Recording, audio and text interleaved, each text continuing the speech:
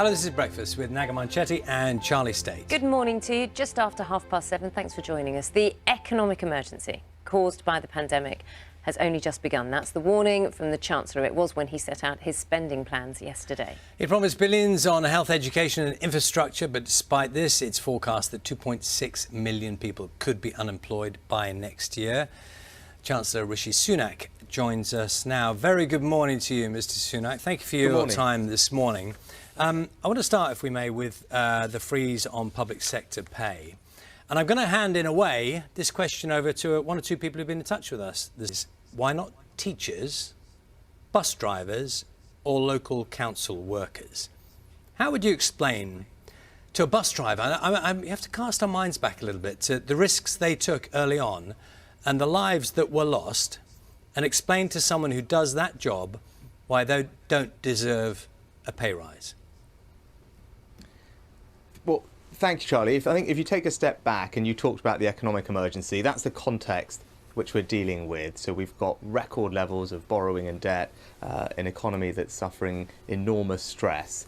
And I wanted to get on, as you thankfully acknowledged, in that. I've had to make some tough choices. And what I couldn't do is justify an across-the-board rise in public sector pay. When we came into this crisis, there was already a disparity between public and private sector pay, where these have fallen over the last 6 months by about 1%. In the public sector, wages have gone up by 4%, and people in the private sector are losing their jobs, their hours being cut, they're being furloughed. That hasn't happened in the public sector. So give those working in the NHS, because we're in the midst of a health crisis and they're on the front line of dealing with that they will be given a pay rise next year, subject to the recommendations of the pay review body. For everyone else, pay rises will be paused. But we do want to make sure that we try and help those on lower incomes. So if you're in the public sector and you earn less than £24,000, which is the UK median basic salary, then you'll get a £250 at least pay increase next year. If you take all of that together in the context. 1.3 million people, we understand, will be directly affected by the pay freeze in the public sector: firefighters, teachers, prison officers. You've done the maths. How much would it have cost to have included them? Well, I mean, the numbers will be published by the Office for Budget Responsibility. They'll be obviously in the billions of pounds. So can you give us a number? You must know, because you must have calculated it. Yes, I said it's so how much billions would it of have pounds. cost? People will have slightly different ways of calculating it. What's your way? But the point is, a majority of people working in the public sector will see their pay increase next year as a result of these decisions, and it will help us crucially protect jobs. I think your programme mentioned already 750,000 people, almost all in the private sector, have already lost their jobs to that, whilst ensuring fairness across the board. So people might look at your speech yesterday. I'll take one phrase. These are your own words from the speech you made yesterday. You talked about the government setting the direction in terms of the budgets. And then you went on to say the spending announced today is secondary to the courage, wisdom, kindness and creativity it unleashes.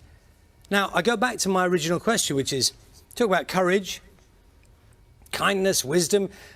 You could say that. That's what teachers were doing. They were going back into the classrooms where they were teaching children who may well have COVID. And yet you say those words, but you don't reward them. Well, this is about, I think you're trying to confuse two things. I mean, this is about protecting people's jobs. And what I want to do is protect as many teachers' jobs as I can and make sure that we can keep putting more teachers into classroom, which is exactly what we're doing. Make progress towards our goal of the starting salary being £30,000, which is also what we're doing over time. And we're seeing 500 schools over the next decade with a long-term settlement of capital there. We're also investing in skills. So look, education is really important to me. I want to make sure we can make all of those investments and protect teachers' jobs. And taking this approach to pay, I think, is reasonable and proportionate given the circumstances. So you're talking about employment there and unemployment. The Office for Budget Responsibility talking about a projection of 2.6 million unemployed next year. Do you accept that figure? Do you agree with that figure? Is that what's going to happen? Well, we're living at a time of unprecedented economic uncertainty, and the Office for Budget Responsibility actually put 3 different scenarios out, which they rarely do, which gives you a sense of how volatile the environment is. But they protect as many people's jobs as possible. That's why in the summer, back in July, we outlined our plan for jobs with initiatives like the Kickstart scheme to help create jobs for young people, incentives for companies to take on apprenticeships. We've obviously had the furlough scheme, which has protected 9 million jobs. And I'm glad that the Office for Budget Responsibility acknowledged in their report, joining the IMF and the Bank of England, that our economic interventions had indeed saved jobs. Would, Mr. Sunak. So this figure, the 2.6, and I appreciate it's not your figure, but is it your belief, not a hope, is it your belief that the steps you're taking now will mean that 2.6 figure is lower in the middle of next year? Is that your belief?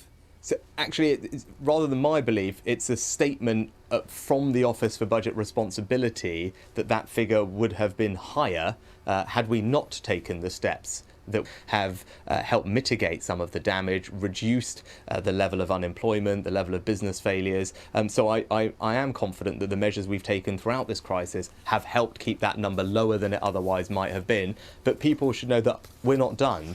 Jobs remain my #1 priority. We started our plan for jobs in July, restart, to help those who have been out of work for over a year find new work, and that's something that we think can make an enormous difference, and hopefully we can bring all these numbers down. But we will keep at this. Chancellor, why don't you treat people with a bit more respect and level with them about the long-term tax implications of all your spending? You made no mention of it yesterday. Why don't you just tell people taxes will go up? Well, because it was a spending review yesterday, not a budget. I'm asking you that question now.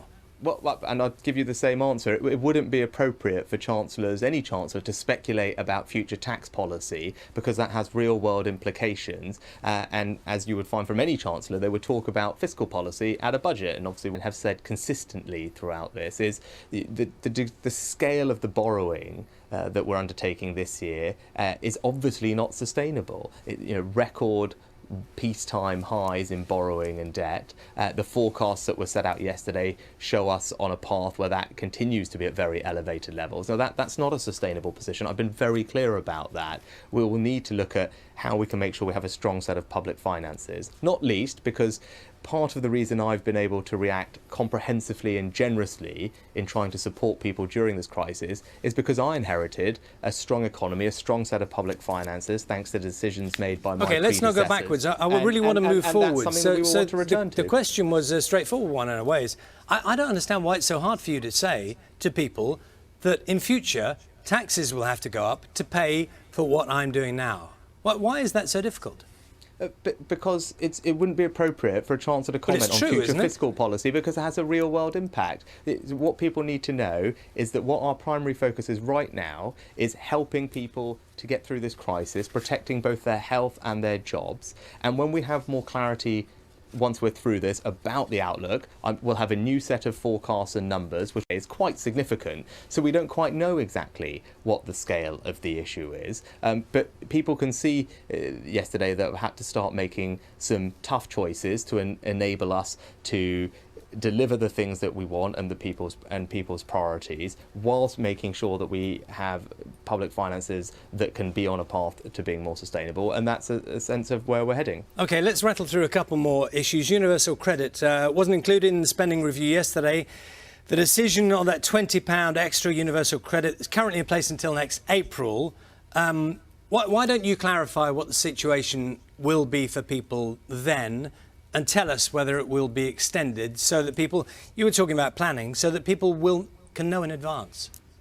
Well, we put at the beginning of this crisis lots of different measures in to help people. One of those was a temporary one-year uplift in universal credit, given that we were dealing with many months of a national lockdown, very severe set, it would be right to make a permanent decision about that now when the economic outlook is so uncertain. So, as I said, it provides security to people through to next spring. As we've done throughout this crisis, we've made sure we look after those who are the most vulnerable. But let's get to that point. Let's see where we are with the economy, the health restrictions, and then decide what the best way to support people who need our help is. And we can make a clearer decision about that next year. And if I may, one last question. Obviously, it's our lead story this morning. A lot of people will be paying close attention. 11:30 this morning, they will find out where in England, which tier you are in.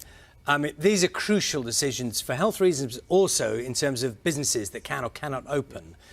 There is a lot riding for these individual communities on today's announcements.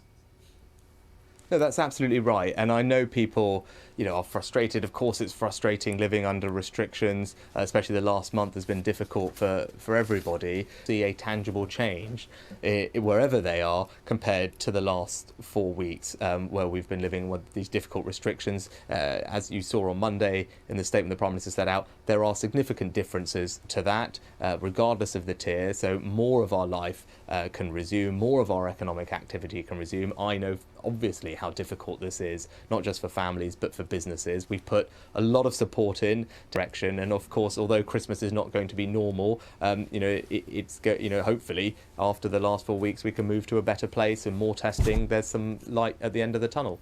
Chancellor Rishi Sunak, thank you very much for your time. Thank you. It's just gone 7:45. Good morning.